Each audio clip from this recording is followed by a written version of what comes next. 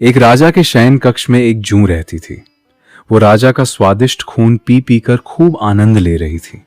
किसी ने ठीक ही कहा है, सुखी प्राणी को देखकर सभी उसके करीब आना चाहते हैं। खास तौर पर मुफ्तखोर तो रहते ही इसी ताक में हैं कि किसी न किसी तरह उस सुखी से नाता जोड़ें, ताकि उनकी भी दाल रोटी चलती रहे। ऐसे लोग रिश्तेदारी जोड़ने में भी एक पल नहीं लगाते। ऐसा ही कुछ एक दिन जूं के साथ भी हुआ। एक दिन एक खटमल अचानक ही वहां आया और बड़ी ही प्यारी वाणी में जूं से बोला, मौसी जी प्रणाम। प्रणाम तो हुआ, मगर जूं ने आश्चर्य से उसे देखते हुए कहा, तुम हो कौन भाई? वो बोला, मैं खटमल हूं मौसी। अरे वो तो मैं भी देख रही हूं, मगर तुम आए कहां से हो? मैं तुम्हारी मौसी किस रिश्ते से लगती हूं? मैं तो तुम्हें पहचान ही नहीं पा रही हूं। मौसी, मैं इस राज्य के दीवान जी के घर से आया हूं। कल मेरी मां मर गई। खटमल ने घड़ियाली आंसू बहाते हुए कहा, मरते समय उसने कहा था कि मैं राजमहल में तुम्हारे पास चला जाऊं और बाकी जीवन आपकी छत्र छाया में गुजारूं। बस मैं दीवान जी की पगड़ी में छिपकर यहां आ पहुंचा। शजू बोली, ठीक है, अब मेरी बात सुन। तू जैसे आया है वैसे ही वापस चला जा और दीवान जी के घर में ही मौत। खटमल बोला, अरे मौसी, ऐसी भी क्या नाराजगी है? अब जब आ ही गया हूं तो 2-4 दिन तो रहने दो। जरा हम भी तो महाराज के स्वादिष्ट खून का स्वाद चखें। इतना कहकर वो ढिठाई से मुस्कुराया। बेकार की बातें न बना, जूं तीखे स्वर में बोली। तेरी जीभ चटखारे तो ले रही है, मगर अभी तुझे ये नहीं मालूम कि इन राजा लोगों का क्रोध बहुत बुरा होता है। यदि मैं राजा के खून का आनंद लेती हूं तो बहुत ही होशियारी से। अब जब हम 2 हो जाएंगे तो राजा हमें छोड़ेगा नहीं, इसलिए हम दोनों की भलाई इसी में है कि तुम यहां से चलते फिरते नजर आओ। खटमल बोला, मौसी, कोई घर आए मेहमान से भला ऐसा व्यवहार करता है? घर आए मेहमान के विषय में तो विद्वानों ने कहा है कि वो देवता तुल्य होता है।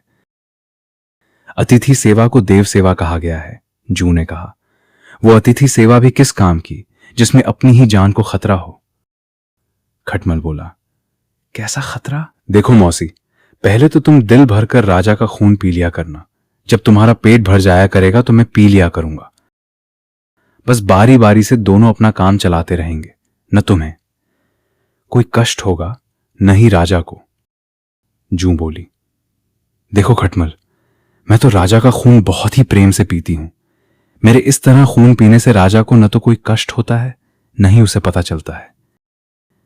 तुम तो उस ढंग से कभी खून नहीं पी सकता। खटमल बोला, मौसी, तुम इस बात की चिंता मत करो। मैं तो तुमसे भी कहीं अधिक आराम से खून पीऊंगा। राजा को तो पता भी नहीं लगने दूंगा। अभी वे दोनों बातें कर ही रहे थे कि राजा भी अपने सोने के कमरे में आ गया। दोनों ने अपनी अपनी जुबान बंद कर ली और चुपचाप बैठे राजा की ओर देखते रहे। जैसे ही राजा बिस्तर पर लेटा तो पहले जूं ने उसका खून पीना शुरू किया। जब जूं का पेट भर गया तो वो बड़े आराम से एक ओर बैठ गई। खटमल समझ गया कि अब उसका नंबर है। वो तो पहले से ही राजा के स्वादिष्ट खून को पीने के लिए व्याकुल हो रहा था। जूं के एक ओर हटते ही वो खून पीने के लिए राजा के शरीर पर जा चढ़ा। थोड़ी देर तक तो वो बड़े मजे से खून पीता रहा। उसने राजा को पता भी नहीं चलने दिया, परंतु किसी ने ठीक ही कहा है कि चोर चोरी से तो जा सकता है, लेकिन हेरा फेरी से नहीं। खटमल को जैसे ही राजा के स्वादिष्ट खून का आनंद आने लगा तो वो जूं से की गई सब बातों को भूल गया। लालच और लोभ में अंधा होकर वो जल्दी जल्दी खून पीने लगा, जिससे उसका लंबा डंक राजा के शरीर में चुभ गया। राजा तिलमिलाया और उसने फौरन पहरेदारों को तलब किया। राजा की आवाज सुनते ही पहरेदार भागे भागे अंदर आए तो राजा ने कहा, इस पलंग में कोई जूं या खटमल है जिसने हमें काटा है। राजा की बात सुनकर पहरेदार उस पलंग पर बिछे कपड़ों को एक एक करके देखने लगे।